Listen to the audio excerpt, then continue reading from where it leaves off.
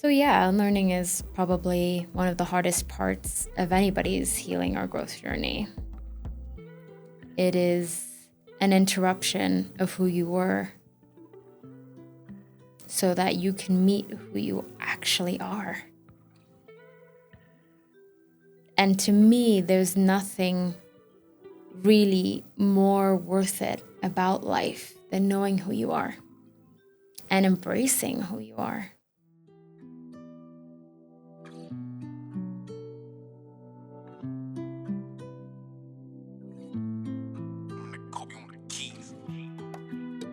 Hi everyone, welcome back to the Soft Edit. Today we're going to be talking about unlearning. We spend so much of our time learning who we're supposed to be, how we're supposed to act, what life is supposed to mean, and the roles that we're supposed to play. But a very important part of growth and healing is also unlearning, subtracting, not just adding. And I think it's interesting because it's something that a lot of people struggle with. It's really hard to grow up with preconceived notions of what and who you're supposed to be and how you're supposed to act and push against them. Society has this really interesting way of pulling and pushing us in different directions and ingraining in us what we're supposed to be and how we're supposed to act. It's not always a bad thing. It's why we have community and organization. And societies are built on that principle of organization and rules. It starts to be a bad thing when that's how you live your life. Not for yourself, but for everybody else's pleasure and for everybody else's acceptance. And I think, especially for women, we grow up with a lot of these subtle and not so subtle conditionings that you are supposed to care for other people, you are supposed to sacrifice yourself, you are supposed to give everything you have and not expect anything in return. And it's a bit of a detriment to our existence because then what's left for you? To be fair, it's not only women. I think even men are placed with a lot of these expectations of how you're supposed to show up and who you're supposed to be and how you're supposed to act. And being different is not easy. Going against the grain, swimming against the waves. It's difficult, but it's meaningful and important work because if you don't quiet all the noise and find and listen to your own voice, then you'll waste your life living for other people when your life is about you and you should be living for yourself. Unlearning is a process of evaluating your old patterns and the things that you know that your brain is so quick to grasp and hold on to, and questioning them. You should do this, you have to do this, you need to do this. Stopping those voices and asking yourself, according to who? Is it according to you? Or according to the voices around you. And it's an interesting thing to exist in today's day and age because of the presence of social media and the presence of visibility and publicity. It's easier than ever to lose your voice and to constantly compare yourself to other people because it's there, it's available constantly, 24/7. You can compare your life to someone else's. And so how do you find your own voice in all of that noise? Great question. I think it does start by asking yourself the question, according to who? Whenever you feel an instinct or you feel a panic or you start to struggle with the notion of where you are versus where you should be, stop yourself and ask, according to who? Because everybody's life is different and everyone's path is different. And the cost of never asking, the cost of never questioning, is that your whole life will pass you by and you haven't done a single thing that you actually want to do, which would be heartbreaking. It's an interesting thing as you get older to start to question these concepts and to start to listen to your voice and who you actually are. I think it comes with time. I wish I did it earlier. I wish I lived for myself earlier, and I wish I found my voice earlier. But I think for a lot of people, that does happen later in your life, and I think especially for women, that does happen later in your life. I think the earlier you can do it, though, the more important it is, and the better that you can effectively shape your life to be. Now, unlearning doesn't happen in a singular instance. It's not like, okay, everybody's telling me that I should buy now, be married, have kids, have a house, all of those things. And then I realize maybe that's not what I want right now, and I move on. No, unfortunately, it's something that comes with small intentional moments and small moments of rewiring. The pressures and the noise don't disappear, unfortunately. What happens is you learn to trust your own voice and you learn to do things that are right for you over time. And it's a repetitive action. The noise will keep coming. It's up to you to isolate your own voice and to lean into it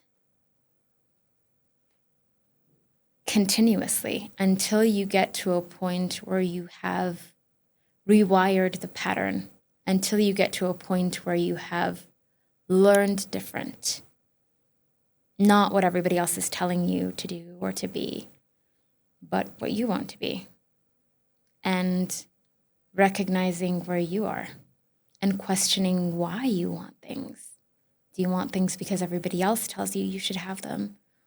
Or do you want them because you want them and you're ready for them? And it's okay if you're met with noise and sometimes the noise drowns you out. But if you find yourself in a moment of panic, then that's not your voice. If you find yourself moving along with everybody else and unfulfilled or empty, then again, that's not your voice. Finding and listening to your voice is one of the hardest things I think anybody has to do, but it's so important and it will change your life. In a lot of instances, you'll find that a lot of people that you existed around who are used to you not having a voice will struggle with you having a voice because they're used to a more easy version of you that doesn't have an opinion and that doesn't need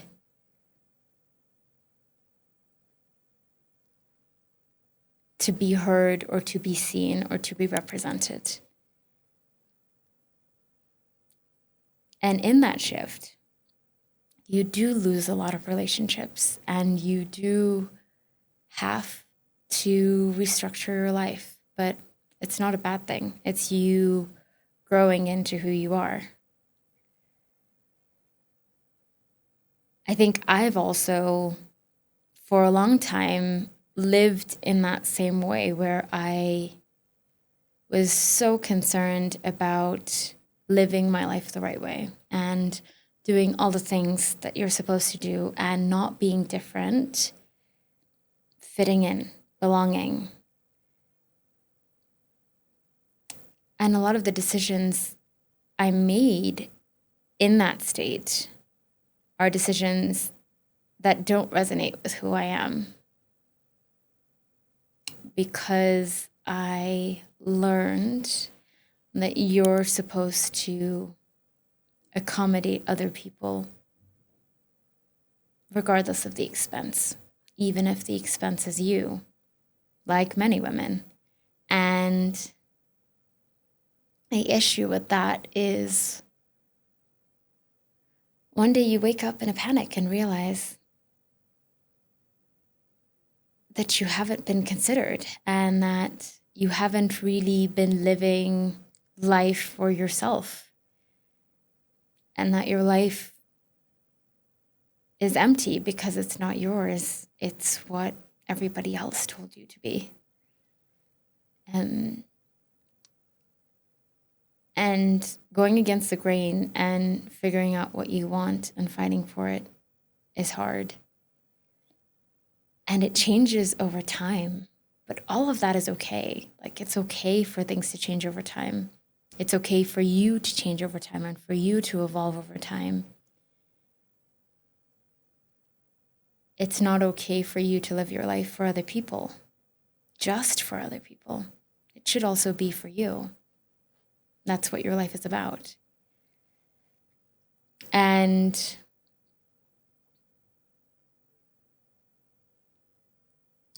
when the voices are louder, still intentionally choosing yourself is important.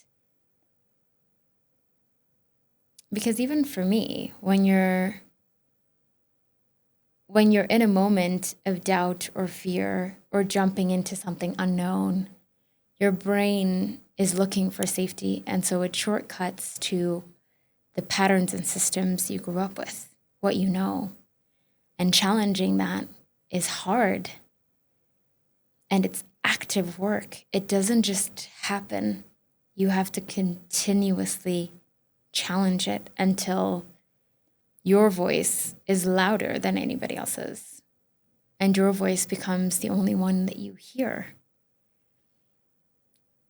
And even for me, who's been unlearning and pulling back the layers of my life over the last few years, that's hard.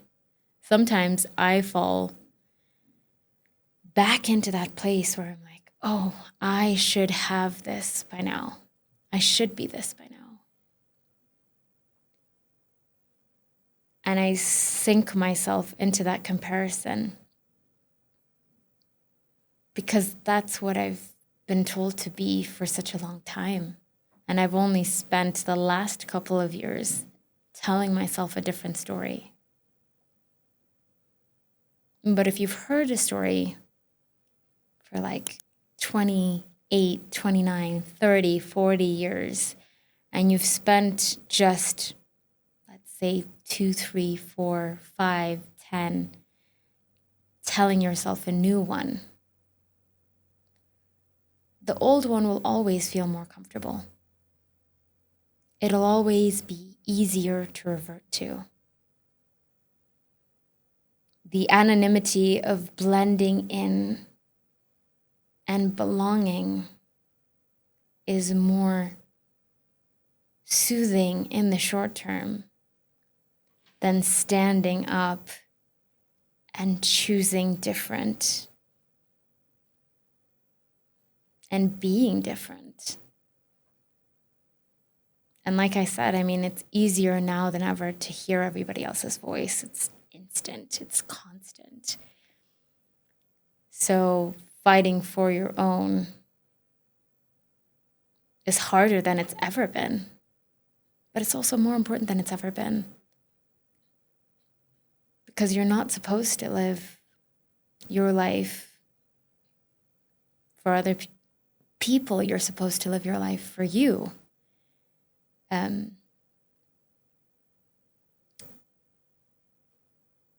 And the messiness that comes with it, even if things don't turn out how you expect, even if things shift and change and you continue to learn different, that's also okay. It's okay to evolve, and it's okay to change, and it's okay to move with new information. It's okay to grow. It's a part of growth. As long as you're listening to yourself, as long as the voices are coming from inside the house, you're the house.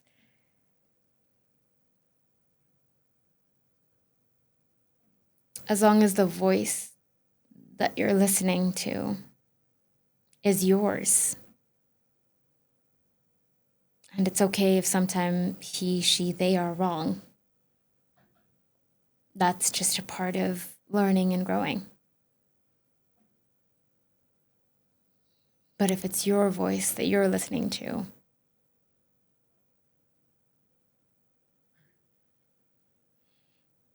then you're living life the way you're supposed to.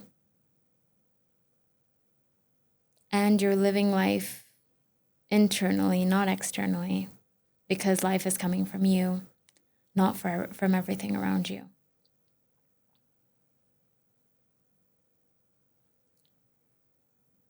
So yeah, unlearning is probably one of the hardest parts of anybody's healing or growth journey.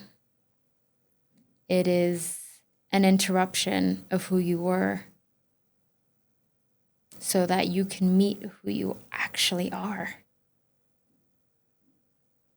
And to me, there's nothing really more worth it about life than knowing who you are and embracing who you are.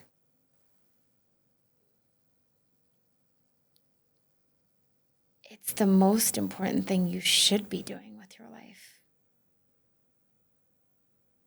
Now, again, unfortunately, that work isn't once an instant. It is continuous. And like anything new, it is uncomfortable. It will feel awkward and weird. But it's interesting because our voices tend to guide us to them. Because even if you lived most of your life ignoring your own voice, one day life will start to feel empty, and it will force you to find your own voice. It will force you to find who you are.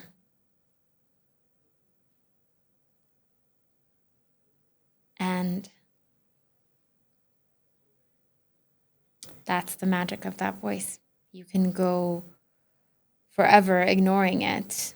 One day it will wake you up until you find and listen to it.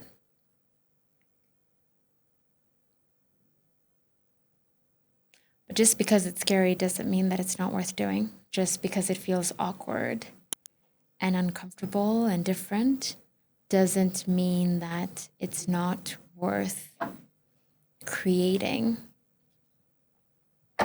And those repetitive actions of listening to yourself will eventually teach your brain a new pattern. It's active work. The unknown will always be scarier than the known, but it's necessary, important work. And over time, your brain will learn the new pattern. And over time, your life will, in fact, become about you, which is how it's supposed to be. The messiness of interrogating, extracting, and removing the parts of you that aren't actually you are a part of the healing process. And when you find the parts that are, your life will change. It'll be difficult and uncomfortable at first. It will be difficult and uncomfortable a lot, to be honest. But it'll be beautiful in the long term. Because you're living your life according to you. And that's the only way you should be living your life.